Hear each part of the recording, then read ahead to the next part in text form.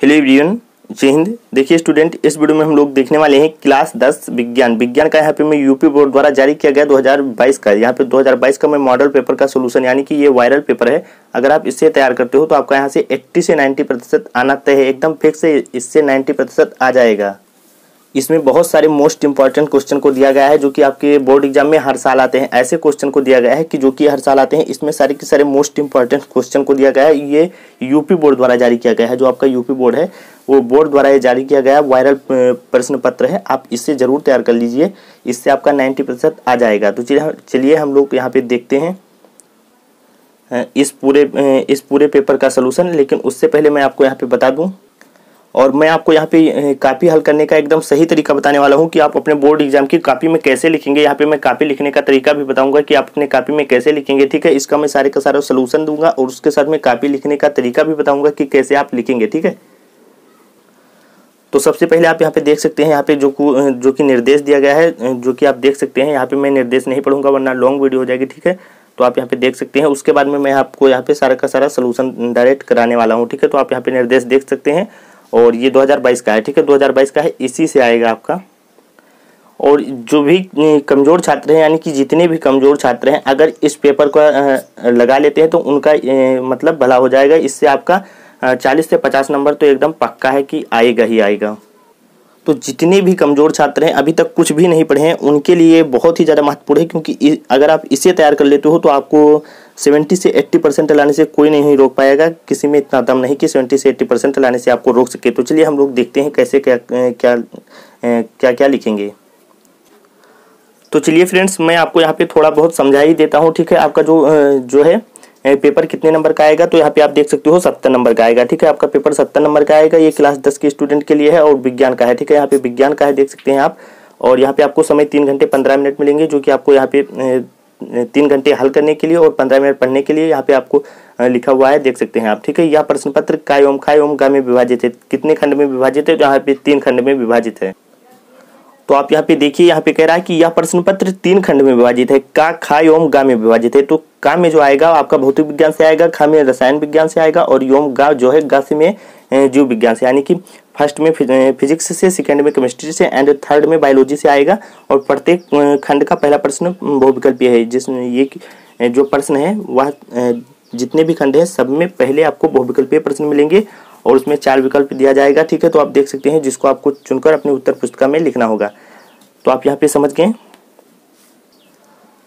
तो यहाँ तक क्लियर है एकदम, ठीक है। ये सारा के सारा समझ में आ गया। अब देखिए यहाँ पे जो कि आपको यहाँ पे कह रहा है, देखिए यहाँ पे कह रहा है कि प्रत्येक खंड के सभी प्रश्न एक साथ करना आवश्यक है। प्रत्येक खंड के नए पृष्ठ से प्रारंभ किया जाए। जो कि आपको जैसे खंड का है, अगर आप खंड का कर रहे हैं तो नए पृष्ठ से, यानी कि नए पेज से शुरू करिए। मतलब जहाँ पे आप जैसे खंड का खत्म कर चुके हैं तो उसी में नहीं करिए, आप दूसरे पेज से करेंगे, ठीक है। आपको दूसरे पेज से करेंगे अगर आप कोई स्टार्ट करेंगे, ठीक है। अगर आप कोई दूसरा खंड स्टार्ट करेंगे तो आप दूसरे पेज से करेंगे। और सभी प्रश्न यहाँ पे अनिवार्य है, ठीक है। सभी प्रश्न अनिवार्य है, मतलब आपको सारे के सारे प्रश्न को करना है, ठीक है। एक भी प्रश्न को छोड़ना नहीं है। और कह रहा है यहाँ पे प्रश्नों के निर्धारित अंक उसके सम्मुख दिए गए हैं, यानी कि जितने भी प्रश्न हैं उनके सामने उनके अंक दिए गए हैं, जो कि आप देख सकते हैं, ठीक है। आपको आगे मिल जाएगा। जो कि आप अगला निर्देश है वो भी आप देख सकते हैं। यहाँ पे कह रहा है आवश्यकता के अनुसार अपने उत्तरों की पुष्टि स्वच्छ एवं नामांकित चित्रों तथा रासायनिक समीकरणों द्वारा कीजिए। यहाँ पे कहने का मतलब ये है कि आपका जो आपको आवश्यकता पड़ता है तो आप उत्तर की, तो यहाँ पे जैसे इसमें विद्युत मोटर आया है तो विद्युत मोटर का जो आपको स्वच्छ यहाँ पे चित्र बनाना है, ठीक है। और यहाँ पे कह रहा है उत्तर पुष्टि स्वच्छ नामांकित चित्र बनाइए। आपको यहाँ पे कह रहा है चित्र, तो आपको स्वच्छ चित्र बनाना है और नाम को अंकित करना है, ठीक है। सारे नाम को एक जैसे लिखा हुआ है उन सारे नाम को सही से आपको अंकित करना, मतलब लिखना है, ठीक है। और अगर रासायनिक समीकरण, जो केमिस्ट्री है उससे रासायनिक समीकरण कहता है, तो उसको सारे के सारे समीकरणों को एकदम साफ साफ लिखना है। अब आपका यहाँ पे खंड का स्टार्ट हो गया, ठीक है, ठीक है। यहाँ पे देखिए खंड का आपका यहाँ पे स्टार्ट हो गया है। आप यहाँ पे देख सकते हैं ये खंड का है। और इसमें कह रहा है प्रश्न 1 कि किसी वस्तु का वस्तु से बड़ा आभासी प्रतिबिंब बन सकता है। फर्स्ट ऑप्शन है उत्तल दर्पण द्वारा, दूसरा है अवतल दर्पण द्वारा, तीसरा है समतल दर्पण द्वारा और चौथा है अवतल दर्पण द्वारा, ठीक है, सॉरी अवतल लेंस द्वारा। तो देखिए कह रहा है कि किसी वस्तु का वस्तु से बड़ा आभासी प्रतिबिंब बन सकता है उत्तल दर्पण द्वारा, अवतल दर्पण द्वारा, समतल दर्पण द्वारा, अवतल लेंस द्वारा। तो इन चारों में से जो सही है वह है आपका, आप अपनी कॉपी में कैसे लिखेंगे और मतलब कौन सा सही है, चलिए मैं बताता हूँ। तो आप अपने बोर्ड एग्जाम की कॉपी में देखिए, आप अपने बोर्ड एग्जाम की कॉपी में कैसे लिखेंगे। तो सबसे पहले आप अपनी कॉपी में ऐसे यहाँ पे डाल देंगे खंड का, ठीक है। आप खंड का कर रहे हैं, सबसे पहले आपका खंड का है तो आप अपनी कॉपी में ऐसे खंड का डालेंगे, ठीक है। ऐसे खंड का आप डाल देंगे और इसमें प्रश्न उत्तर संख्या 1 डालेंगे, ठीक है। आपका जो प्रश्न उत्तर संख्या यानी कि जो प्रश्न संख्या थी वह थी 1, ठीक है। तो प्रश्न संख्या 1 डालेंगे और यहाँ पे अंडरलाइन कर देंगे ताकि अच्छा दिखे, ठीक है, अच्छा दिखे, स्वच्छ दिखे। तो ऐसे यहाँ पे आप प्रश्न उत्तर संख्या 1 डालेंगे और इसमें जो आपका पहला प्रश्न था कि किसी वस्तु का वस्तु से बड़ा आभासी प्रतिबिंब बन सकता है, तो किसका बन सकता है, तो अवतल दर्पण का, ठीक है, अवतल दर्पण द्वारा बन सकता है उसका। तो यहाँ पे आप फर्स्ट ऑप्शन डालेंगे, जो कि यहाँ पे मिस्टेक हो गया है, तो आप यहाँ पे डाल देंगे का, ठीक है, का डालेंगे। उसके बाद में अवतल दर्पण डालेंगे, ठीक है, का डालकर यहाँ पे फर्स्ट ऑप्शन डालेंगे और लिखेंगे कि अवतल दर्पण द्वारा, ठीक है। यही आपका करेक्ट आंसर है। तो चलिए अब हम लोग यहाँ पे देखते हैं अगला, ठीक है। अगला प्रश्न देखते हैं। प्रश्न संख्या 1 का ये ऑप्शन सेकंड सही है। सेकंड ऑप्शन का डालेंगे या प्रश्नोत्तर संख्या ऐसे डाल देंगे 1, ठीक है। प्रश्नोत्तर संख्या ये 1 डाल देंगे और उसके बाद में का है, यहाँ पे का है तो यहाँ पे का डालेंगे और सेकंड ऑप्शन है सेकंड डालकर अवतल दर्पण द्वारा ऐसे लिख देंगे। तो देखिए अब आपका सेकंड प्रश्न है, प्रश्न संख्या 1 ऑप्शन खा है। इसमें प्रतिरोधकता का एसआई मात्रक है। यहाँ पे आपको बताना है कि प्रतिरोधकता का एसआई मात्रक क्या है, यानी कि प्रतिरोधकता या फिर विशिष्ट प्रतिरोध या फिर प्रतिरोध का एसआई मात्रक। इस प्रकार से 3 प्रकार से क्वेश्चन आ सकता है। और आपको यहाँ पे देखिए फर्स्ट ऑप्शन दिया है कि ओम मीटर स्क्वायर, जो कि स्क्वायर यहाँ पे गलत है, ठीक है, ये स्क्वायर नहीं होना चाहिए, थोड़ा मिस्टेक हो गया है, जो कि बोर्ड द्वारा जारी किया गया है और जानबूझकर भी मिस्टेक कर देते हैं ताकि कंफ्यूज हो। और सेकंड ऑप्शन है देखिए कूलाम, और तीसरा ऑप्शन है वोल्ट मीटर और चौथा ऑप्शन है ओम। तो प्रतिरोध का एसआई मात्रक कौन सा होता है, ओम मीटर होता है या फिर कूलाम होता है। देखिए ओम मीटर नहीं होगा, ओम मीटर स्क्वायर नहीं होगा, ओम मीटर होगा, ठीक है। ओम मीटर होगा, कूलाम होगा, वोल्ट मीटर होगा या फिर ओम होगा। तो इन चारों में से आपको बताना है। तो यहाँ पे इसका सही आंसर हो जाएगा ओम मीटर, ठीक है। ओम मीटर इसका सही आंसर है, ठीक है। अब अगला देखिए, तो प्रतिरोध का एसआई मात्रक कौन होता है, तो ओम मीटर होता है, ठीक है। अब अगला देखिए, अगला प्रश्न है कि विद्युत धारा उत्पन्न करने की युक्ति को कहते हैं, क्या कहते हैं, जनित्र कहते हैं या गैल्वेनोमीटर, एमीटर या फिर मोटर, ठीक है। जो विद्युत धारा उत्पन्न करने की युक्ति है उसे हम लोग क्या कहते हैं। तो इन चारों में से कोई एक सही है, उसे आपको बताना है। तो यहाँ पे विद्युत धारा उत्पन्न करने की युक्ति को हम जनित्र कहते हैं, ठीक है। विद्युत धारा उत्पन्न करने की युक्ति को हम क्या कहते हैं, जनित्र कहते हैं। ऐसे आप डालेंगे ऑप्शन गा, ठीक है, ऑप्शन गा डालकर इसमें फर्स्ट ऑप्शन था जनित्र, तो जनित्र आप ऐसे डालेंगे और ऐसे लिख देंगे, ठीक है। अब अगला प्रश्न देखिए, अगला प्रश्न है यहाँ पे, ठीक है। अगला प्रश्न आप यहाँ पे देख सकते हैं, कह रहा है कि अभिनेत्र लेंस की फोकस दूरी में परिवर्तन किया जाता है, किसके द्वारा परिवर्तन किया जाता है, आपको यहाँ पे बताना है, पुतली द्वारा या फिर दृष्टिपटल द्वारा या फिर पश्चिमाभि द्वारा।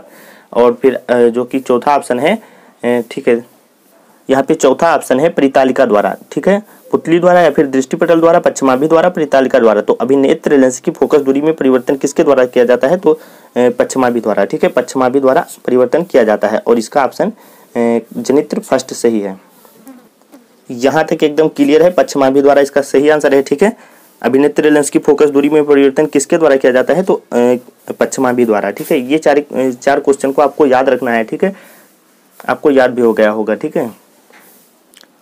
अब आपका यहाँ पे स्टार्ट हो चुका है प्रश्न संख्या 2, ठीक है। प्रश्न संख्या 2 में 3 ऑप्शन दिया गया है, का, खा और गा, ठीक है। और ये तीनों 2-2 नंबर के आते हैं, ठीक है। यहाँ पे आप देख सकते हैं 2-2 नंबर के, कितने नंबर के, तो यहाँ पे ये भी 2 नंबर का है, ये भी 2 नंबर का है, ये भी 2 नंबर का है, 2-2 नंबर के आएंगे। तो ये अति लघु उत्तरीय प्रश्न है, ठीक है। आपके ये अति लघु उत्तरीय प्रश्न है। इन तीनों को मैं आपको यहाँ पे सोल्यूशन कराने वाला हूँ, देख सकते हैं आप यहाँ पे। पहला प्रश्न देखिए, पहला प्रश्न कह रहा है कि वाहनों में, ठीक है, वाहनों में किस प्रकार के दर्पण को पाश्चर्य दृश्य दर्पण के रूप में वरीयता दी जाती है और क्यों। वाहनों में किस प्रकार के दर्पण को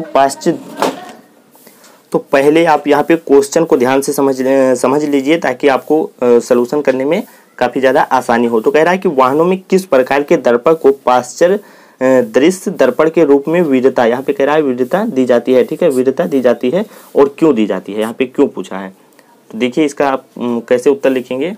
और अगर आपको मैं यहाँ पे ऐसा बताने वाला हूँ कि आप अगर देख ही लेते हैं तो भी आपको याद हो जाएगा, याद करने की जरूरत भी बिल्कुल नहीं पड़ेगी। यहाँ पे आप डालेंगे प्रश्नोत्तर संख्या नंबर 2, ठीक है। प्रश्नोत्तर संख्या यहाँ पर नंबर 2 डालकर ऐसे लिख लेंगे, जो कि आपकी प्रश्नोत्तर संख्या डाल सकते हैं। प्रश्नोत्तर संख्या नंबर 2 यानी कि प्रश्नोत्तर संख्या, या फिर आप यहाँ पे प्रश्नोत्तर नंबर 2 लिख सकते हैं, 1 लिख सकते हैं, 2 लिख सकते हैं, यहाँ पे संख्या या नंबर, ठीक है, चाहे आप नंबर लिख लें या फिर संख्या। तो ये नहीं कि प्रश्नोत्तर संख्या नंबर, मतलब वही संख्या नंबर का मतलब एक ही होता है। तो यहाँ पे चाहे आप संख्या लिख लीजिए या फिर नंबर लिख लीजिए, ठीक है। तो प्रश्नोत्तर संख्या 2, यहाँ पे मैं संख्या लिखा हूँ तो प्रश्नोत्तर संख्या 2 ऐसे डालेंगे और लिखेंगे कि ये जो ऑप्शन का था, ठीक है, प्रश्न 2 में ऑप्शन का था। तो देखिए इसमें क्या लिखेंगे कि वाहनों में उत्तल दर्पण को पाश्चर्य दृश्य दर्पण के रूप में विधता दी जाती है, ठीक है। ये यहाँ पे क्वेश्चन आप देखिए क्या कह रहा है कि वाहनों में किस प्रकार के दर्पण को पाश्चर्य दृश्य दर्पण के रूप में विधता दी जाती है। तो वाहनों में उत्तल दर्पण, बस यहाँ पे आप खाली ध्यान रखना है कि उत्तल दर्पण को पाश्चर्य दृश्य दर्पण के रूप में विधता दी जाती है। और क्यों दी जाती है, क्यों यहाँ पे पूछा था क्यों, तो क्योंकि यह वस्तुओं का सीधा, पूरा तथा छोटा प्रतिबिंब बनाता है। आप बाइक में देखे होंगे, ठीक है, जब आप बाइक चलाते हैं तो आप देखे होंगे उसमें कि जो पीछे आदमी या कोई गाड़ी आती है ना, तो वह छोटी दिखती है, आपके जो मिरर लगा होता है बाइक में उसमें छोटी दिखती है, और वो होती है बड़ी। अगर उतना बड़ा शीशा लगाया जाए तब दिखेगा, ठीक है, लेकिन वो जो मिरर होता है बहुत बड़ा लगाना पड़े, तो इसीलिए उत्तल दर्पण का उसमें उपयोग किया जाता है और छोटे में ही दिख जाता है। तो यहाँ पे कहने का मतलब ये है क्योंकि यह वस्तुओं का सीधा बनाता है और पूरा तथा छोटा प्रतिबिंब बनाता है, इसीलिए उत्तल दर्पण का हम उपयोग करते हैं। किसमें, तो वाहनों में, ठीक है, वाहनों यानी कि जो गाड़ियाँ होती हैं उसमें हम उत्तल दर्पण का उपयोग करते हैं। अब देखिए आप अगला प्रश्न, यहाँ तक एकदम क्लियर हो गया होगा, ठीक है, और अगर आपको कोई डाउट होता है तो आप कमेंट कर सकते हैं। तो अब आप यहाँ पे ऑप्शन खा देखिए, ये क्या कह रहा है, ये कह रहा है कि किसी अवतल लेंस, यहाँ पे कह रहा है किसी अवतल, ठीक है, किसी अवतल लेंस की फोकस दूरी यहाँ पे 15 सेंटीमीटर दी गई है। अवतल लेंस की फोकस दूरी 15 सेमी है। वस्तु को लेंस से कितनी दूरी पर रखें कि इसके द्वारा वस्तु का लेंस से 10 सेमी दूर प्रतिबिंब बने। किसी अवतल लेंस की फोकस दूरी अगर 15 सेंटीमीटर है तो वस्तु को लेंस से कितनी दूर पर रखें कि इसके द्वारा वस्तु को लेंस से 10 सेंटीमीटर दूर प्रतिबिंब बने। तो चलिए अब हम लोग इस क्वेश्चन को भी देख लेते हैं, ठीक है, इस क्वेश्चन को हम यहाँ पे देख लेते हैं। तो देख सकते हैं आप यहाँ पे इसमें लिखेंगे कि दिया है, ठीक है, यहाँ पे दिया है, इसमें दिया हुआ था कि 15 सेंटीमीटर, ठीक है, कह रहा था कि किसी अवतल लेंस की फोकस दूरी 15 सेंटीमीटर है। तो यहाँ पे हम लिखेंगे दिया है या बराबर, यानी कि फोकस दूरी को हम एफ से लिखते हैं, तो एफ से लिखते हैं, तो इसलिए हम लिखेंगे एफ इक्वल टू -15। और अवतल लेंस है, अवतल लेंस, ठीक है, अवतल लेंस है, इसलिए यहाँ पे ये माइनस में होगा, ठीक है, ऋणात्मक रहेगा, ठीक है। तो यहाँ पे एफ इक्वल टू -15 सेमी और वी इक्वल टू -10 सेमी। इसमें कह रहा था कि 10 सेमी दूरी पर प्रतिबिंब बने, तो वी इक्वल टू यहाँ पे दिया हुआ है -10 सेमी, और यहाँ पे u इक्वल टू हमें ज्ञात करना है, यहाँ पे हमें u का मान पता करना है। तो इसके लिए हम सूत्र लगाएंगे लेंस के सूत्र से, ठीक है। लेंस का सूत्र क्या होता है, तो यहाँ पे देख सकते हैं आप। तो जो लेंस का सूत्र होता है वह यह होता है कि 1/y, ठीक है, 1/v minus 1/u equal to 1/f, ठीक है। कहने का मतलब ये है कि 1/v minus 1/u equal to 1/f, ये होता है लेंस का सूत्र। या फिर हम इसे ऐसे भी लिख सकते हैं, ठीक है, 1/u equal to 1/v minus 1/f। तो इसके लिए हम ऐसे भी लिख सकते हैं। उसके बाद में हम यहाँ पे हमें देखिए यहाँ पे हमें फोकस दूरी आपको दी गई है 15 सेंटीमीटर और v इक्वल टू -10 सेंटीमीटर। हमें u का मान पता करना है, तो यहाँ पे हम इसका मान रख देंगे और फिर कैलकुलेशन करेंगे और इसका मान निकल जाएगा। तो देखिए यहाँ पे हम सबसे पहले मान रखेंगे, ठीक है, जो कि फोकस दूरी का मान दिया था यहाँ पे 1/f, यानी कि हम यहाँ पे रख देंगे 15 और यहाँ पे रख देंगे 10। v इक्वल टू यहाँ पे हम रख देंगे 10। यहाँ पे जो v है इसका मान हम क्या है, तो यहाँ पे हमको दिया ही था, तो 10 दिया था, तो यहाँ पे 10 रख दिया और यहाँ पे 15।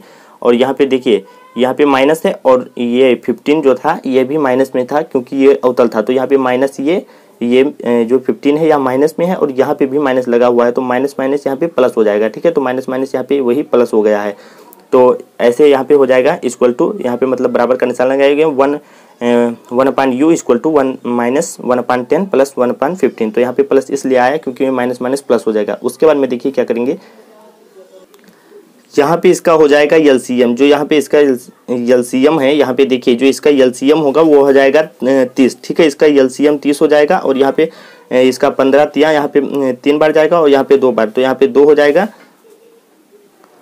तो ये 3 बार जाएगा और ये दो बार जाएगा, तो यहाँ पे -3 + 2 हो जाएगा और एलसीएम इसका 30 हो जाएगा। तो यहाँ पे हो जाएगा बराबर 1/u = -3 + 2 अपान में 30। ठीक है, तो उसके बाद में क्या करेंगे, यहाँ पे लिखेंगे 1/u। ठीक है, 1/u = 1 - 1/30। यहाँ पे 1/-30 हो जाएगा।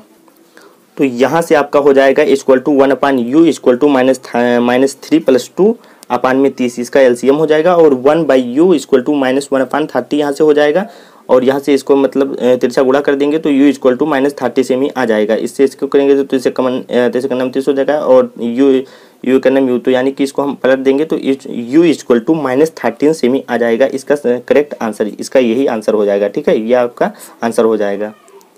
ठीक है, ये आपका आंसर हो जाएगा। तो यहाँ से हम लोगों ने खा वाला भी प्रश्न देख लिया। ठीक है, खा वाला भी यहाँ पे हम लोगों ने प्रश्न देख लिया और हो सकता है न्यूमेरिकल में कुछ बच्चों को मतलब समस्या होगी, तो उसके लिए आप प्रैक्टिस करिए, आपको प्रैक्टिस करने पर ही आएगा। ठीक है, तो न्यूमेरिकल को आप प्रैक्टिस करिए और फिर आपको आ जाएगा। अब हम लोग देखते हैं ग वाला ऑप्शन। ग वाला ऑप्शन जो है ये भी 2 नंबर का है। ठीक है, 2 नंबर का है और इसमें कह रहा है कि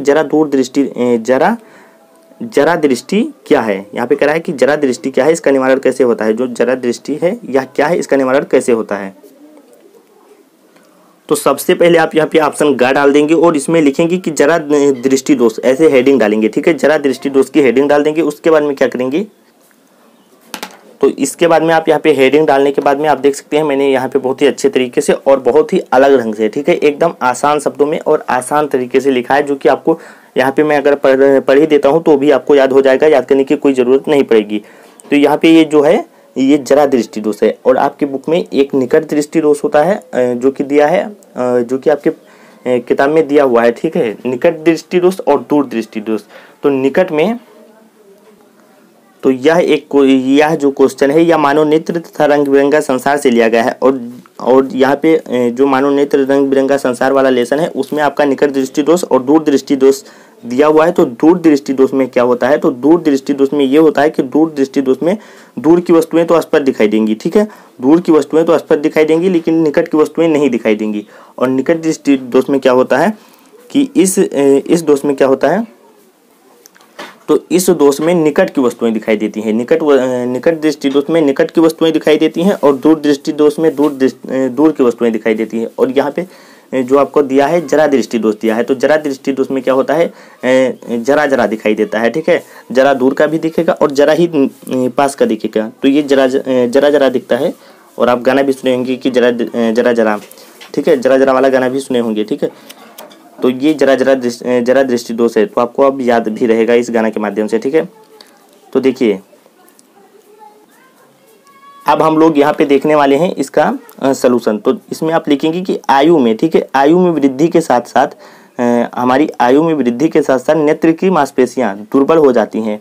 आयु में वृद्धि के साथ साथ नेत्र की यानी वही आँख की मांसपेशियां जो होती हैं वह दुर्बल हो जाती हैं, यानी कि कमज़ोर पड़ जाती हैं। और इसमें क्या लिखेंगे, तो लिखेंगे इसमें जिससे कमज़ोर हो जाती हैं, दुर्बल हो जाती हैं, जिससे नेत्र की समंजन क्षमता घट जाती है। जो नेत्र की समंजन क्षमता होती है वह घट जाती है। नेत्र की समंजन क्षमता घट जाती है और व्यक्ति को दूर या पास की वस्तुएं स्पष्ट दिखाई नहीं देती, यानी कि दूर की और पास की वस्तुएं नहीं दिखाई देती हैं। इसमें जरा जरा दूर का और पास का भी जरा जरा ही दिखता है। तो आयु में वृद्धि के साथ साथ नेत्र की मांसपेशियां दुर्बल हो जाती हैं, जिससे नेत्र की समंजन क्षमता घट जाती है और व्यक्ति को दूर या पास की वस्तुएं स्पष्ट दिखाई नहीं देती हैं, यानी कि साफ दिखाई नहीं देती हैं। तो इसमें याद करने वाली कोई बात ही नहीं है। ठीक है, ये सब आप तो जानते ही हैं। और यहाँ पे आपके पेपर में, ठीक है, आपके पेपर में कह रहा था कि जरा दृष्टि दोष क्या है, इसका निवारण कैसे होता है, जो कि आप अगर जरा दृष्टि दोष बताते हो तो 1 नंबर और उसका निवारण बताते हो तो 1 नंबर, यानी कि 2 नंबर यहाँ से मिल जाएंगे। ठीक है, तो यहाँ से मिल जाएंगे। तो अब इसका निवारण देखिए, इसका निवारण कैसे है। तो निवारण ऐसे हेडिंग डालेंगे, इसमें लिखेंगे कि इस दोष के निवारण के लिए, मतलब इस दोष के निवारण के लिए जैसे वहाँ पे लिखा हुआ था सेम ऐसे उतार लेंगे कि इस दोष के निवारण के लिए हमको द्विफोकसीय तो यहाँ पे आपको द्विफोकसीय लेंस का प्रयोग करना चाहिए। ठीक है, इस दोष के निवारण के लिए हमें द्विफोकसीय लेंस का प्रयोग करना चाहिए। तो इस दोष के निवारण के लिए हम द्विफोकसीय लेंस का प्रयोग करेंगे। ये एकदम क्लियर है। तो फ्रेंड्स अब हम लोग यहाँ पे देखेंगे प्रश्न संख्या 3। प्रश्न संख्या 3 देखेंगे, ठीक है। यहाँ पे हम लोग प्रश्न संख्या 3 देखने वाले हैं, ठीक है। प्रश्न संख्या 3 देखेंगे। इसमें कह रहा है कि प्रकाश के परावर्तन के नियम लिखे 20 सेमी वक्रता त्रिज्या वाले अवतल दर्पण के सामने। यहाँ पे ऐसे फर्स्ट ऑप्शन दे दिया है 5, इसमें 2 दिया है, ठीक है। यहाँ सेकंड और फर्स्ट यानी कि 2 न्यूमेरिकल इसमें हल करने हैं। तो 5 सेमी दूरी पर 15 सेमी दूरी पर कोई वस्तु रखने पर प्रत्येक स्थिति में प्रतिबिंब कहाँ और कैसे बनेगा, ये आपका क्वेश्चन है। और इसका आप सोल्यूशन कैसे करेंगे तो चलिए देखते हैं। तो देखिए इसमें सबसे पहले प्रश्नोत्तर संख्या 3 डालेंगे। प्रश्नोत्तर संख्या 3 था तो यहाँ पे प्रश्न संख्या 3 था तो प्रश्नोत्तर संख्या ऐसे 3 डालेंगे। इसमें उसके बाद में अंडरलाइन करके यहाँ पे ऐसे लिखेंगे ऑप्शन का। इसमें जो ऑप्शन का कर रहे हैं इसीलिए हम यहाँ पे ऑप्शन का लिखकर इसमें लिखेंगे कि प्रकाश के परावर्तन के 2 नियम निम्न है। क्या लिखेंगे कि प्रकाश के परावर्तन के 2 नियम निम्न है। जो पहला नियम है आपका वह देख सकते हैं कि आपतित किरण परावर्तित किरण व आपतन बिंदु पर खींचा गया अभिलंब तीनों एक ही तल में होते हैं, ठीक है। तीनों एक ही तल में होते हैं, ये आपका पहला नियम है। आपतित किरण, परावर्तित किरण व आपतन बिंदु पर खींचा गया अभिलंब तीनों एक ही तल में होते हैं। आपतन कोण और परावर्तन कोण हमेशा बराबर होते हैं, ठीक है। ये आपतन कोण और परावर्तन कोण हमेशा बराबर होते हैं, ये दूसरा नियम है। और कोण आई बराबर यहाँ पे कोण आर हो जाएगा, कोण आई बराबर कोण आर हो जाएगा। तो ये आपका नियम हो गया दोनों के दोनों। इसे मैं यहाँ पे तो अभी आपने पढ़ा कि आपतित किरण परावर्तित किरण व, ठीक है। आपने पढ़ा कि आपतित किरण परावर्तित किरण व आपतन बिंदु पर खींचा गया अभिलंब तीनों एक ही तल में होते हैं। तो ये आपका आपतित किरण है, ये परावर्तित किरण है, यहाँ से आती है और यहाँ पे चली जाती है। तो आने वाली किरण को आपतित किरण और जाने वाली किरण को परावर्तित किरण हम लोग बोलते हैं। और आपतन बिंदु ये है आपका आपतन बिंदु, यहाँ पे जो बी लिखा हुआ है ये है आपका आपतन बिंदु, ठीक है। ये बी वाला आपतन बिंदु हो जाएगा। और ये है आपका जो सीधी लाइन आई हुई है इसे हम लोग यहाँ पे अभिलंब कहते हैं, ठीक है। तो यहाँ पे कहने का मतलब ये कि आपतित किरण परावर्तित किरण तीनों एक ही तल में होते हैं, यानी कि ये तल है इसी तल में होते हैं। और इस तल पे खींचा गया अभिलंब यानी कि जो इस पे डाला गया है अभिलंब, इसे हम अभिलंब कहते हैं। खींचा गया अभिलंब तीनों एक ही तल में होते हैं। तो यहाँ पे ये तो हुआ पहला नियम, ठीक है। और दूसरा नियम जो है वह है कि आपतन कोण और परावर्तन कोण हमेशा बराबर होते हैं। अभी आपने पहले ही पढ़ा कि आपतन कोण परावर्तन कोण के बराबर होते हैं। तो यानी कि ये जो यहाँ से यहाँ तक कोण बन रहा है, यहाँ पे जो अभिलंब डाला गया है उसके बीच में यहाँ से यहाँ तक और यहाँ से यहाँ तक दोनों तरफ में यहाँ पे बन रहा है ना। तो इसे हम लोग इस साइड वाले को हम लोग आपतन कोण, ठीक है। यहाँ पे आपतन कोण आई बोलते हैं, आर से डोनेट करते हैं। और यहाँ पे परावर्तन किरण को हम लोग आर से प्रदर्शित करते हैं जो कि परावर्तन कोण है, ठीक है। इसे हम लोग परावर्तन कोण कहते हैं। और ये आपका एक मिरर है, ठीक है। M1 M2 मिरर है, मिरर। तो आशा करता हूँ आपको ये नियम समझ में आ गया होगा, ठीक है। कहने का मतलब ये है कि कोण आई बराबर हमेशा कोण आर के बराबर ही होता है। उसके बाद में देखिए जो आपका न्यूमेरिकल था उसे अब हम लोग देखते हैं। तो यहाँ पे अब देखिए आप यहाँ पे कह रहा है कि 20 सेमी वक्रता त्रिज्या वाले अवतल दर्पण, यहाँ पे अवतल दर्पण कह रहा है, ठीक है ना। अवतल दर्पण कह रहा है, इसीलिए यहाँ पे अभी मैं इसको आगे समझाऊंगा अवतल दर्पण के बारे में, ठीक है। तो अवतल दर्पण ध्यान में रखना। 20 सेमी वक्रता त्रिज्या वाले अवतल दर्पण के सामने 5 सेमी, ठीक है, 5 सेमी दूरी पर 15 सेमी दूरी पर वस्तु रखने पर प्रत्येक स्थिति में प्रतिबिंब कहाँ और कैसा बनेगा ज्ञात कीजिए। यहाँ पे आपको ज्ञात करना है, ठीक है। तो चलिए हम लोग ज्ञात करते हैं। तो यहाँ पे सबसे पहले आप देखिए यहाँ पे लिखा हुआ है आर बराबर, यहाँ पे हम लिख लेंगे कि दिया है, यानी कि इसमें दिया ही था, ठीक है। तो दिया हुआ था कि r इक्वल टू -20 सेंटीमीटर, ठीक है, 20 सेंटीमीटर। एफ इक्वल टू प्रश्नवाचक चिन्ह, यानी कि हमें इसका मान पता नहीं है तो इसका हम निकाल लेंगे मान सबसे पहले। तो उसके लिए हम क्या करेंगे, एफ इसका सूत्र होता है एफ बराबर r/2। इसको हम एफ को हम फोकस दूरी बोलते हैं, आर को त्रिज्या बोलते हैं और ये 2 तो इसका सूत्र ही है, ठीक है। तो इसके लिए हम क्या करेंगे, एफ इक्वल टू यानी कि यहाँ पे बराबर निशान लगाएंगे और 20 त्रिज्या दिया हुआ है, आर बराबर दिया हुआ है 20 सेमी और ये किस में दिया हुआ है, माइनस में, ठीक है, माइनस में दिया हुआ है। तो इसे हम लोग माइनस में कर देंगे, ठीक है। तो यहाँ पे हम इसे माइनस में कर देंगे, 20 को यहाँ पे 20 माइनस सेंटीमीटर, क्योंकि ये अवतल दर्पण में हमेशा ऋणात्मक ही होता है, ठीक है। तो -20 और यहाँ पे 2 इसमें दिया था, तो इससे हम इसको भाग देंगे तो हो जाएगा 2 का नाम 2 और 2 का नाम 2, यानी कि यहाँ पे -10 centimetre. F equal to -10 centimetre आपका आ जाएगा। तो यहाँ पे अब आपका एफ का मान, ठीक है, आपका एफ का मान यहाँ पे निकल कर आ गया है -10, ठीक है, -10 आपका मान निकल कर आ गया है। तो चलिए अब हम लोग यहाँ पे पहला न्यूमेरिकल हल करते हैं। उसके लिए देखिए सबसे पहले हम लोग यहाँ पे दिया है, ठीक है, लिखेंगे कि दिया है और u equal to -5 centimetre, v equal to हमें पता नहीं है, और दर्पण सूत्र से तो दर्पण का सूत्र यानी कि अवतल दर्पण है इसीलिए यहाँ पे प्लस होगा, ठीक है, और अवतल लेंस होगा तो यहाँ पे माइनस हो जाएगा, ठीक है, माइनस। इसमें दर्पण अवतल दर्पण जहाँ पे कहेगा अवतल दर्पण वहाँ पे प्लस रहेगा और लेंस बोलेगा तो माइनस हो जाएगा, ये ध्यान में रखना। तो दर्पण सूत्र से 1/f equal to 1/-v plus 1/u, ये इसका सूत्र हो गया। और उसके बाद में हम यहाँ पे मान रख देंगे।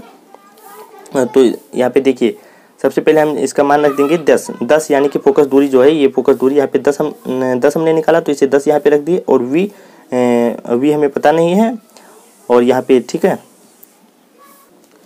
और यहाँ पे u इक्वल टू -5 सेंटीमीटर दिया हुआ है तो यहाँ पे हमने इसे -5 लिख लिया, ठीक है, यहाँ पे इसे लिख लिया। उसके बाद में क्या करेंगे, उसके बाद में हम यहाँ पे v को इस साइड में कर लेंगे और इसे इस साइड में कर देंगे, ठीक है, इसे थोड़ा इसको इस साइड में करेंगे और इसको इस साइड में कर लेंगे। और यहाँ पे इसमें देखिए, और यहाँ पे 2 से गुणा करा देंगे और इसमें भी 2 से गुणा करा देंगे तो ये 10 समान हो जाएगा, 5 दूनी 10 हो जाएगा, ठीक है। तो यहाँ पे टोटली हो जाएगा 1 दूनी 2 यानी कि 1 भी समान हो जाएगा और ये भी, तो यहाँ पे 1/10 हो जाएगा, ठीक है, 1/10 ये हो जाएगा इक्वल टू 1/v, यानी कि इसको हम इससे इसको गुणा करा देंगे, ठीक है, तिरछा इसका यहाँ पे तिरछा हम गुणा करा देंगे तो v एक कम v 10/10 1 कम 10 इससे गुणा कराएंगे तो यहाँ पे फाइनली हो जाएगा v इक्वल टू 10 सेंटीमीटर, ठीक है। और ये किस में आएगा, तो यहाँ पे v इक्वल टू -10 सेंटीमीटर आपका आंसर हो जाएगा और ये माइनस में ही आएगा, ठीक है, यहाँ पे माइनस में आएगा यानी कि v इक्वल टू -10 सेंटीमीटर, ठीक है, 10 सेंटीमीटर आपका आंसर हो जाएगा, ऐसे आप लिख देंगे। तो यहाँ पे अब हम लोग यहाँ पे दूसरा वाला 15 सेंटीमीटर दूरी पर कोई वस्तु रखने पर प्रत्येक स्थिति में प्रतिबिंब कहाँ और कैसा बनेगा। अब हम लोग यहाँ पे प्रतिबिंब यानी कि v, यहाँ पे v का हम मान पता करेंगे। तो उसके लिए हम सबसे पहले यहाँ पे दूसरा डाल देंगे, जो कि दूसरा लिखा हुआ था आपके क्वेश्चन पेपर में, इसीलिए यहाँ पे दूसरा डालेंगे और लिखेंगे कि दिया है u इक्वल टू -15, v हमें पता नहीं है इसीलिए यहाँ पे हम लगा देंगे दर्पण के सूत्र से, ठीक है, दर्पण के सूत्र से। तो आप यहाँ पे ऐसे लिख सकते हैं दर्पण के सूत्र से, या फिर दर्पण का सूत्र लिखना चाहे तो लिख सकते हैं, या फिर कोई बात नहीं, बार बार लिखने से कोई फायदा होने वाला नहीं है और आपका टाइम भी खराब होगा, ठीक है। तो देखिए डायरेक्ट यहाँ पे मैंने सूत्र अभी तो आपने देखा ही था तो मैं यहाँ पे डायरेक्ट बता दे रहा हूँ, ठीक है। देखिए लिख देंगे -1/10 इक्वल टू 1/v प्लस 1/15 ऐसे लिख देंगे, ठीक है। यहाँ पे फोकस दूरी कितना है तो 15 है। तो यहाँ पे जो फोकस दूरी है यानी कि फोकस दूरी जो है वह है -10 सेंटीमीटर और v इक्वल टू 1/v हमें पता नहीं है और यहाँ पे u बराबर दिया हुआ है -15। तो यहाँ पे हम क्या करेंगे, उसके लिए सबसे पहले यहाँ पे -1/10 लिखेंगे प्लस 1/15 इक्वल टू 1/v, इस तरह से हम लिख लेंगे। इसके बाद में क्या करेंगे, तो यहाँ पे हम इसको जोड़ लेंगे, ठीक है, -15 और +10 इन दोनों को यहाँ पे लिख लेंगे। उसके बाद में यहाँ पे 150 लिखेंगे और इक्वल टू 1/v लिख देंगे, ठीक है।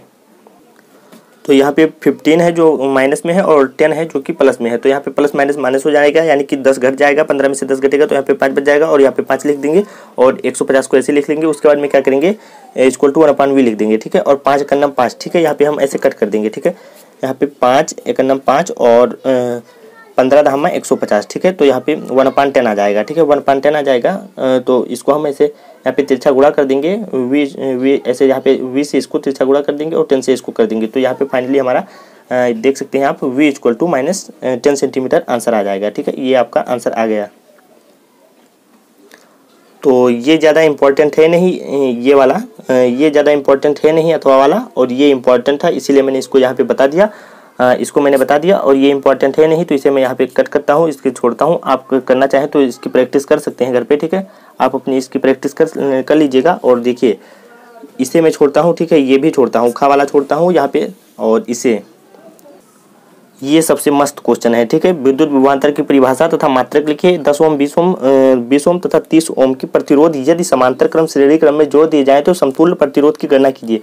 आपको यहाँ पे समतुल्य प्रतिरोध की गणना करना है, जो कि ये भी कितने नंबर का है, तो 2 + 1 यानी कि 4 नंबर का है। अगर आप उसकी परिभाषा लिखते हैं तो 2 नंबर, और अगर आप समांतर क्रम में लिखते हैं तो 1 नंबर, और श्रेणी क्रम में हल कर लेते हैं तो आपको 1 नंबर। अगर समांतर क्रम में हल करते हैं तो 1 नंबर, और श्रेणी क्रम में भी हल कर लेते हैं तो आपको 1 नंबर यानी कि 4 नंबर यहाँ से मिल जाएंगे। तो चलिए हम लोग अब इस क्वेश्चन को देखते हैं, और जो कमजोर छात्र हैं उनके लिए फायदा होगा कि इसकी परिभाषा लिख देंगे तो यहाँ से उनका 2 नंबर, और श्रेणी क्रम तो आता ही होगा, चाहे कितना भी कमजोर छात्र हो उसको श्रेणी क्रम में हल करना आता होगा, तो यहाँ से 1 नंबर यानी कि लगभग 3 नंबर तो उसका क्लियर हो ही जाएगा, तो 3 नंबर यहाँ से क्लियर हो जाएगा। और यहाँ पे मैं चारों का चारों ये सारा का सारा आपका 4 में 4 नंबर फुल तैयारी कराने वाला हूँ, लेकिन कमजोर छात्रों के लिए यहाँ से 2-3 नंबर पक्का हो जाएगा। तो यहाँ पे जो ये आपका प्रश्न है, ठीक है, प्रश्न जो है यह 3 है, ठीक है, प्रश्न संख्या 3 का ही है।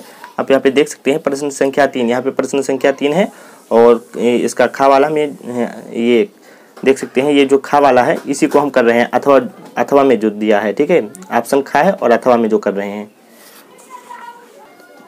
तो यह एक सबसे मजेदार क्वेश्चन है। देखिए इसे हम कैसे हल करेंगे। तो इसमें सबसे पहले पूछा था कि विद्युत, देखिए सबसे पहले क्या पूछा था, तो इसमें पूछा था कि विद्युत विभवांतर की परिभाषा तथा मात्रक लिखिए। तो इसके लिए हम यहाँ पे क्या करेंगे, लिखेंगे कि किसी विद्युत परिपथ के बीच एकांक आवेश को एक बिंदु से दूसरे बिंदु तक ले जाने में किया गया कार्य उन 2 बिंदुओं के बीच विभवांतर कहलाता है। क्या कहलाता है, तो विभवांतर कहलाता है। मतलब कोई विद्युत परिपथ है और उन दोनों कोई विद्युत परिपथ है, उस परिपथ के बीच में एकांक आवेश को एक बिंदु से, जैसे यहाँ से और यहाँ तक, ठीक है, एक बिंदु से दूसरे बिंदु तक ले जाने में किया गया कार्य, यानी कि जो कार्य होता है उसको हम, उन 2 बिंदुओं के बीच का कार्य को हम विभवांतर कहते हैं। और इसका मात्रक क्या होता है, तो इसका मात्रक वोल्ट होता है, और इसे हम V से प्रदर्शित करते हैं। जो कि आप अगर ऐसे लिखते हो तो आपको फुल में फुल यानी 2 में 2 नंबर, यहाँ से आपको 2 नंबर मिल जाएगा। कितने, तो 2 नंबर यहाँ से आपको मिल जाएगा। और अगर आप यहाँ पे न्यूमेरिकल को भी हल करते हो तो आपको यहाँ से 2 नंबर इसके भी मिल जाएगी, यानी कि टोटल 4 नंबर यहाँ से आपके क्लियर हो जाएंगे। तो देखिए यहाँ पे हम सबसे पहले लिखेंगे कि समांतर क्रम के सूत्र से जो समांतर क्रम वाला ये समांतर क्रम है, तो इसके सूत्र से हम, इसका सूत्र क्या होता है, देखिए 1/r equal to 1/r1 plus 1/r2 plus 1/r3, ये इसका सूत्र है समांतर क्रम का, ठीक है। तो इस पे हम इस क्वेश्चन जो था इसके सारे हम, तो यहाँ पे कह रहा था कि 10 ओम 20 ओम तथा 30 ओम के प्रतिरोध यदि समांतर क्रम में जोड़े जाएं, तो यहाँ पे हम 10 20 30 ओम को समांतर क्रम में रखते हैं। तो इसके लिए हम यहाँ पे रखेंगे 1/r ऐसे लिखा रहने देंगे, और उसके बाद में 1/10 यहाँ पे R1 का जो मान था, यानी कि पहले 10 लिखा हुआ था, तो यानी कि R1 1/, ऐसे 1 को ऐसे लिख लेंगे, और R1 के स्थान पे यहाँ पे 10 लिख देंगे। उसके बाद में 1/r2, यानी कि इसमें भी हम यहाँ पे 1 लिखेंगे, ऊपर वाला ऐसे 1 सब में लिख देंगे, और यहाँ पे 10 20 30 यानी कि 10 20 30 ओम दिया हुआ था, तो 10 20 30 ओम लिख देंगे। उसके बाद में यहाँ पे गुणा करा कर इसमें 6 से गुणा करा देंगे, नीचे ऊपर 6 से गुणा कराएंगे, और इसमें 3 से गुणा करा देंगे नीचे ऊपर, और इसमें 2 से नीचे ऊपर गुणा करा देंगे। उसके बाद में क्या करेंगे, यहाँ पे हम 1/r1 लिख लेंगे। उसके बाद में यहाँ पे 6 + 3 + 2, तो 6 + 3 + 2 यानी कि इसको हम ऐसे लिख लेंगे 6 + 3 + 2 और अपान में 60, इसको हम इससे गुणा कराएंगे तो 30 दूना 60 और 20 तिया 60 और 10 छंग 60, यानी कि ये समान है, 60 सब में आ रहा है, तो यहाँ पे 60 लिख लेंगे, और 6 + 3 + 2 इसको ऐसे लिख लेंगे। उसके बाद में क्या करेंगे, इसे हम जोड़ देंगे, ठीक है, इसे हम जोड़ देंगे तो ये हो जाएगा 11, ठीक है। तो यहाँ से ये हो जाएगा 11, और अपान में ऐसे 60 लिखा रहने देंगे। उसके बाद में इसे हम यहाँ पे पलट देंगे, तो यहाँ पे लिख देंगे R इक्वल टू 60 अपान में 11, और 11 से हम इसको भाग देंगे, तो 11 5 55 जाएगा। उसके बाद में 11 चौक 44 जाएगा, और फिर 11 5 55 जाएगा। तो यहाँ पे आपका जो मान इसका निकल कर आएगा वह यह होगा कि R इक्वल टू 5.4.5, यही इसका आंसर हो जाएगा, ठीक है। इसका आंसर यही एकदम राइट है। ऐसे आप इसको बॉक्स में कर देना, ठीक है। तो यहाँ से आपका जो ये समांतर क्रम वाला था, ये समांतर क्रम यहाँ से 1 नंबर, ठीक है, 1 नंबर आपका यहाँ से क्लियर हो गया।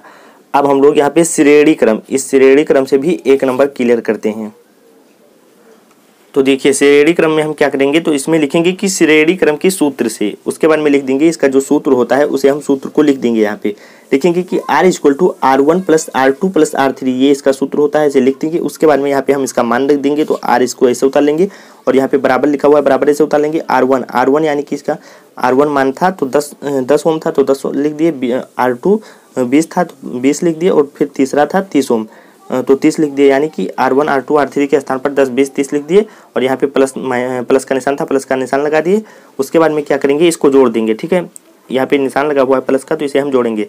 और तो यहाँ पे 10, 20, 30 और प्लस 30 यानी कि टोटल यहाँ पे R = 60 ओम हो जाएगा। यही इसका एकदम करेक्ट आंसर हो जाएगा। ठीक है, तो आशा करता हूँ ये समझ में आ गया होगा।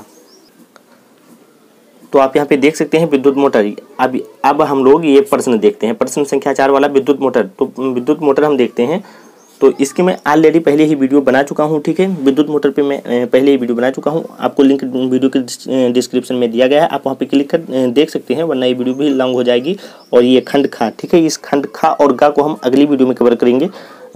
और विद्युत मोटर का आप लिंक वीडियो के डिस्क्रिप्शन में है, वहाँ से आप देख सकते हैं। और इसे उसमें भी ऐसे प्रश्नोत्तर संख्या ऐसे डाल देंगे 4। ठीक है, प्रश्नोत्तर संख्या ऐसे डालेंगे 4। ठीक है, ऐसे 4 डाल देंगे। 4 डालने के बाद में जैसे मैंने 1, 2, 3 से अभी तक कराया, वैसे आप डालकर उसमें लिख देंगे विद्युत मोटर। मैंने बहुत ही अच्छे तरीके से हेडिंग वेडिंग डाला है, आपको मैं पहले ही बता चुका हूँ। ठीक है, देखिए मैंने आपको यहाँ पे समझाया है विद्युत मोटर को भी, तो वो इस प्रकार से मैंने लिखा है बहुत ही अच्छे ढंग से। तो आप ऐसे मतलब देखें आप अभी, तो उसका भी लिंक वीडियो के डिस्क्रिप्शन में है, तो जरूर उसे आप देख लेना। उससे आपका 7 नहीं 9 नंबर, 7 नंबर यहाँ से और 2 बहुविकल्पीय से आता है। ठीक है, 2 नंबर बहुविकल्पीय से आता है, यानी कि उस वीडियो को देखते हैं तो आपका 9 नंबर, ठीक है, 9 नंबर एकदम पक्का हो जाएगा। तो इस वीडियो में इतना ही, मिलते हैं न्यू वीडियो में, तब तक के लिए धन्यवाद।